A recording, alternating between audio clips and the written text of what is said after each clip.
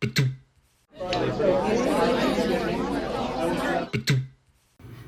episode is our full spoiler review for Spider Noir on Amazon Prime. Let's get into it. Airing about TV. First, I'll give my overall rating with breakdown. I come to my overall rating through a 5-category process: entertainment value, story, action sequences, and special effects, and the acting as well. So for a movie summary, it's a TV show, obviously, summary, Spider Noir reimagines the Spider-Man mythos as a more gritty 1930s detective noir. Instead of Peter Parker, the series follows Ben Reilly. He's a former masked vigilante known as the Spider. He has abandoned his heroics after the tragic death of his wife Ruby, and he's now living as a down-on-his-luck private investigator in New York City. Through a series of events, Ben is reluctantly pulled back into a conspiracy involving organized crime, corrupt politicians, mysterious scientific experiments, and several superpowered individuals. So, for my overall rating for Spider Noir, I gave it an 8.6 out of 10. I will break that down. For entertainment value, I gave it an 8 out of 10. I was thoroughly entertained throughout the series. Every episode came to a point that made you want to watch more. The story, I gave a 9 out of 10. I never read the graphic novel, or I guess the arc of Spider Noir. So I really enjoyed how the explanation of the powers for him and for the bad guys. I thought it was a nice change because even in all the different movies and everything, it's always the same. So it was nice to see a little bit different take on that. So I enjoyed that aspect of it. Acting was 8 out of 10. The actors did their roles great, and they just did what the director wanted. They gave that very 1930s feel, and the special effects, I gave a 9 out of 10. Even if they're practical, all the sets and having the older vehicles in there was really cool to see. Gave a little bit of a goth feel to it as well, which was tough to do. I did watch it in color, so I am going to go back and watch it in black and white at some point, but I wanted to watch it in color first. But I have a feeling the black and white's going to be really cool. The action sequences, 9 out of 10. All the fights were good. There wasn't a whole lot of fighting in it, to be honest, but the fighting that they did have was very well done, and some very cool uses of Spider-Man's effects. Nicolas Cage was Nicolas Cage. He was great in the role, and all the other actors were good. It was good to see, I can't remember his name off the top of my head, but Winston from New Girl, he played Robbie Robertson. He was great. So like I said, my overall rating for Spider Noir is 8.6 out of 10. I highly recommend watching it on Amazon Prime. So if you're still here, you're sticking around, I guess you don't mind spoilers. If you do, here comes your 5-second spoiler warning. So if you don't want to be spoiled, get the heck out.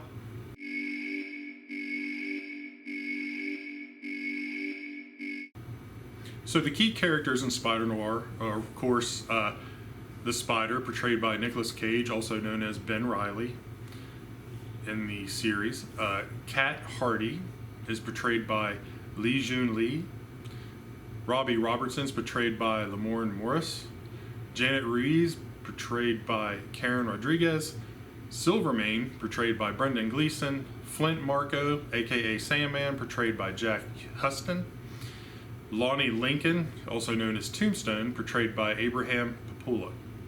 And last but not least, Chief McNamara, who is portrayed by Randy Oglesby.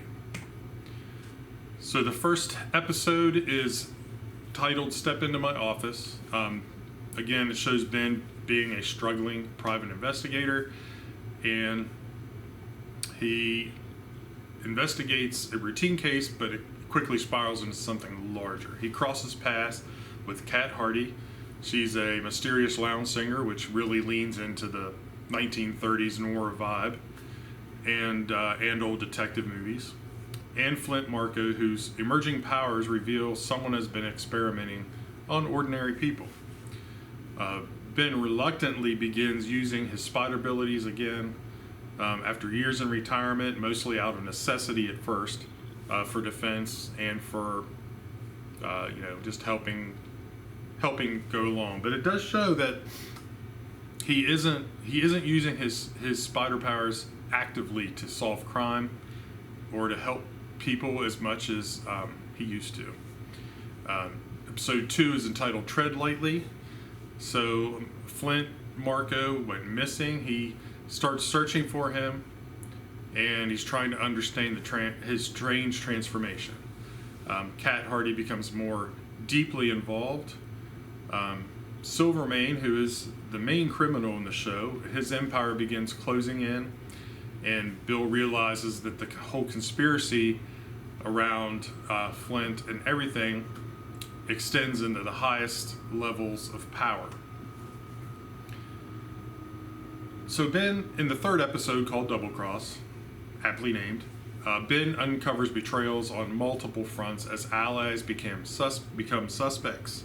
Enemies appear more complicated than expected. They're not just super bad guys in the vein of, I'm out robbing banks, catch me if you can type thing.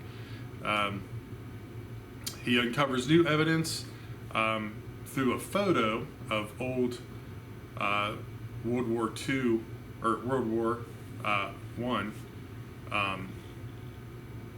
images and what he had done through the war.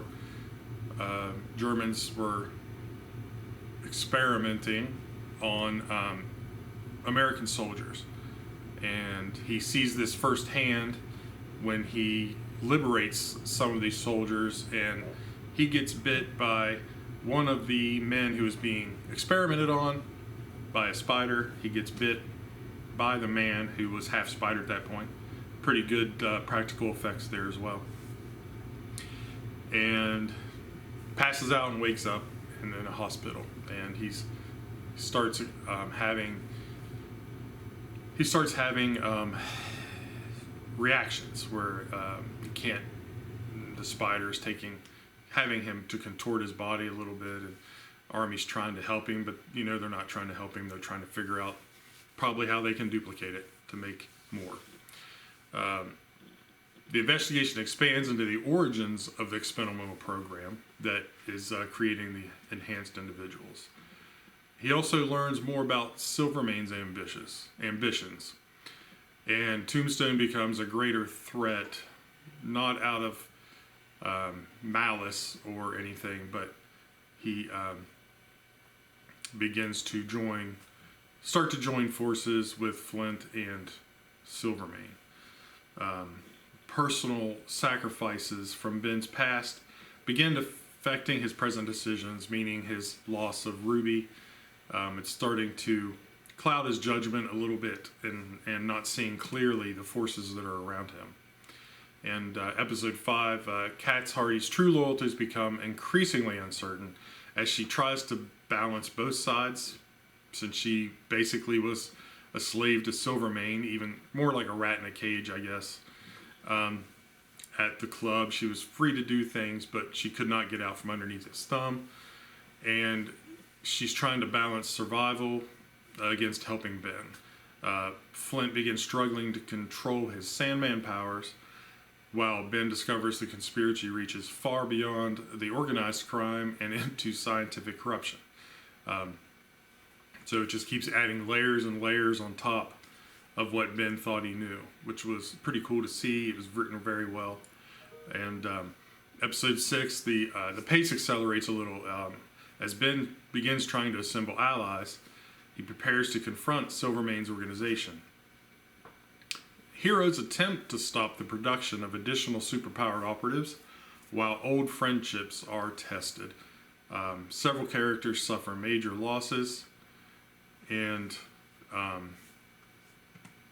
the major players converge in episode 7 as Ben uncovers Silvermane's full endgame, that being he wants to find all the superpowered individuals and have them work for him, Kat must choose where her loyalties truly lie. Her being in love with Flint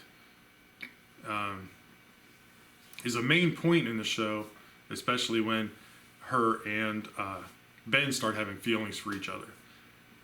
But she does kind of set him up to take the fall. She kind of gives him up pretty easily, but she's doing it in order to save Flint, who's her true love. And Ben finally accepts he can no longer hide from his identity as the Spider, and fully embraces it again. In the season finale, Ben launches a full final assault against Silvermane. Kat ultimately turns on the crime boss. Silvermane is killed. Dirk Layton, who is the Sandman, also dies during the climactic confrontation. Dirk Layton also dies during the climactic confrontation, who was Flint survives after receiving the last dose of the antidote that could have taken the powers away. And this is how Tombstone, during a battle, is given the antidote in his eyeball, because that's the only way they could get the needle to penetrate. So he ends up leaving with his mom and goes to Canada. Well, Flint survives after receiving the last dose of an antidote, even though he was dying at the end. Ben sacrificed his want to be normal and be done with the Spider to save Tombstone and Kat's relationship so they could be together. Once again, Ben's fully embracing being the Spider. The season ends with Ben, Robbie, and Janet forming a new detective agency, while a final mysterious phone call hints that more cases and more danger are still to come. I really enjoyed the show. I hope it gets another season, because I would love to see more of this world. And thank you for joining us on this episode of The Talking ET. If you enjoyed the show, we'd appreciate it if you'd share it with a friend. Be sure to subscribe and hit that and ring that bell for YouTube. And also like and share us on Facebook so you can receive new episodes, notification of new episodes. And also, as usual, if you have any ideas for the show or episodes, or have any topics you'd like me to cover, let me know in the comments. See you next time.